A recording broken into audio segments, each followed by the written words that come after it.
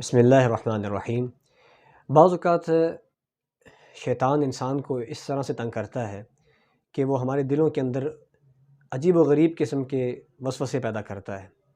قرآن پاک کے اندر شیطان کی جو خاص صفات بیان کی گئی ہیں ان میں سے ایک یہ بھی ہے کہ اللہ تعالیٰ فرماتے ہیں من شر الوسواس الخناس، کہ اس سے بھی پناہ مانگنی ہے جو وسوسے ڈالنے والا ہے اور بار بار لوٹ کے آنے والا ہے۔ یعنی شیطان انسان کے ذہن میں بار بار آ کر اس کو وسوسے پیدا کرتا ہے اور اس کے دل میں عجیب و غریب خیالات پیدا کرتا ہے۔ بعض اوقات انسان اللہ تعالیٰ کے بارے میں عجیب و غریب باتیں سوچنا شروع کر دیتا ہے، اور بعض اوقات انسان جو ہے وہ اس دنیا کے بارے میں، تو اس طرح کی وسوسے جو انسان کے ذہن میں آنا شروع ہو جائیں تو اس صورتحال میں شیطان سے پناہ مانگنی چاہیے،